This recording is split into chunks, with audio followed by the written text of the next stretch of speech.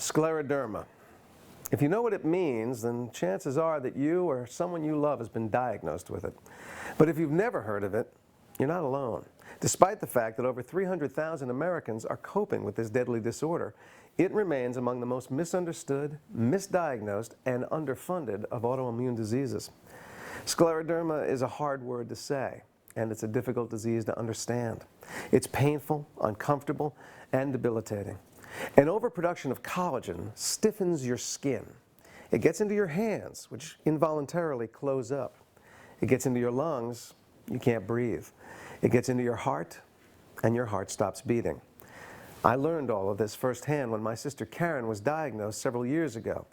I watched as her body weakened and changed so dramatically, yet her spirit remained so strong. At one point, it was difficult for her to even walk down a hallway, although she didn't necessarily look sick, which makes this very complicated disease even more difficult to understand.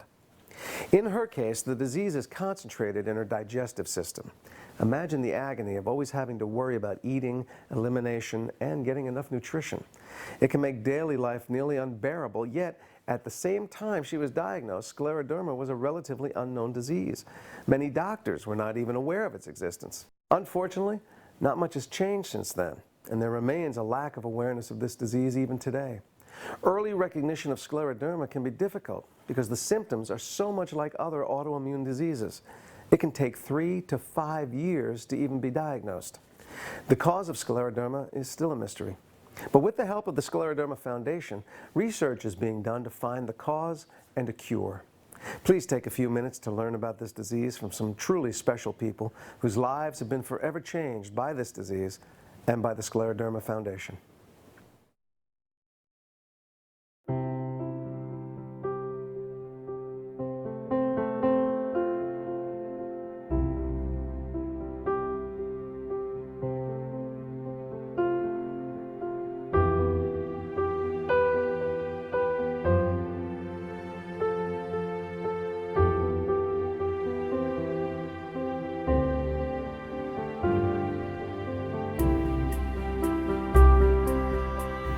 When scleroderma hit, all of a sudden I found myself having maybe 2 good hours a day. And everything takes me so long. I can't possibly do my job anymore. I can't work on a computer. As you can see, they don't move. And I can't grasp things. I can't cut anymore. Eating is very difficult. I lay in bed and cry sometimes at night and say, why? Especially when my kids were little and, you know, you're trying to bathe them. Like just putting lotion on a baby is a difficult task because your hands aren't straight. Abby and I were playing a game sitting on the floor, and she made a good move and I said thumbs up, and she did thumbs up, and she couldn't close her hands into a fist. So we said, that's unusual. I was diagnosed with scleroderma when I was 11 years old. We didn't know what that was or what we were going to have to do about it. During my time in art school, I started having these mysterious instances where it was actually onset of scleroderma, but I didn't know. Raynaud's phenomenon coming in, my hands turning pale white, I started getting the ulcers on my skin. I even had a couple of times where I completely just passed out, and I had no idea why, and no doctors could tell me why. It came on quick. I lost a lot of flexibility in my body, and through that had to relearn how to write and hold silverware and dress myself. It's relatively rare, and so most doctors have never had a patient with it, and they don't know about it, so they don't diagnose it. I wasn't really sure what to think at first, but like when we started going to the doctors, I felt kind of scared. Unfortunately, for scleroderma patients, there's no treatment. So I was treated symptomatically for all the things that were wrong with me, but it didn't cure my scleroderma. There is no cure. There's a lot of pain that goes along with it, mental and physical anguish. It was pretty scary to realize that this is something that she's going to have to deal with the rest of her life. Life changed pretty dramatically. I started to have to figure out new ways of doing things. One of the chief things was that as the Raynaud's was taking my fingers and as my hands were tightening up, it got harder and harder to draw like I had normally done. So I pretty much had to retrain myself to use other parts of my body, and I use a lot of my shoulder in a lot of the movements. Looking at me, you probably don't realize also all that I cope with along with my hands. I have very compromised inner organs, and so walking is difficult for me. A couple of blocks, I start struggling. I used to work out. I can't do that anymore. There's a lot of things that I used to do and I physically can't do anymore. I used to play piano since I was 5 years old. That hobby ended. Losing my career was a huge issue for me because that was really a large part of my identity. Scleroderma has taught me to find a lot of things in my house that I can't live without. I have little gadgets that open cans for you. If I'm driving and I'm thirsty, I can't just go in the gas station and get a bottle of pop or a bottle of water because I can't open it. Things in my cupboards, if I can't reach, I'll take the bread knife, the longest one, and I'll use it, grab hold of it.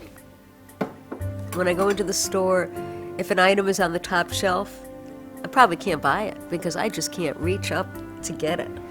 If an item is very large, I can't grasp it. I tend to grasp things with my wrists because that's the only place that I can actually hold on to something. Well, it's a pretty slippery slope because things drop very easily from your wrists. Well, then as I move on to the freezer section, now that's an ordeal. The freezer, because it's so cold, that's the first problem. My hands get very, very cold, and that compromises my circulation even further. Generally, things in a freezer are higher, and so I sometimes have to step inside the freezer on the bottom shelf and reach up as best I can to reach an item. So I try, but if I can't, or I think it's going to be too risky or dangerous, I'd have to ask somebody else. The one thing I would change with my scleroderma would be to have my hands back, because you use your hands for everything, everyday life, driving, getting dressed, buttoning your shirt, everything. You take your hands for granted. Scleroderma is a tough thing, but it's the everyday that you've got to keep focused on. What you can do that day, and then going on to the next day. It really helps to have another physical person to be able to lean on as much as possible. Don't try to tackle this illness by yourself. It's not an isolated thing. And that's what the chapter is here for, to provide some sort of an outlet for patients to not have to tackle this alone. It's such a rare disease that you wouldn't know someone that has scleroderma. So you depend on the foundation to meet these other people, to talk about your issues, to talk about any solutions that people have found that work for them, to talk about their medical care, what's worked for them, what hasn't. And they'll say, hey, my friend's daughter was just diagnosed with scleroderma. And I say right away, give her my number, have her call me. There's definitely this sense that I have a limited amount of time. Obviously, it does, for the most part of people, shorten their lives. I want to try to do as much good for others who are going through similar circumstances as I can while I have the tools to do it. And, if every individual who has this disease were just to make that determination that they're going to help others around with it, it feeds your soul, it gives you a reason to keep on going, and it makes life a lot easier to live.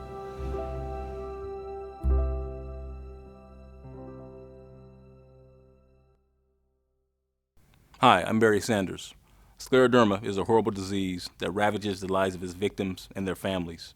I know firsthand because it ended the life of my sister Nancy at the age of 26. It devastated my family and left us with so many unanswered questions. I still think about her often, and I wish that more research were being done to end the suffering from this disease. Scleroderma can come from anywhere and affect anyone at any time. It changed my life, and it can show up on your doorstep and affect your life or the life of someone you love too. Don't just stand on the sideline. Please get involved and help us to win the fight to cure scleroderma. There are many ways you can help. Create awareness, be an advocate, donate, volunteer.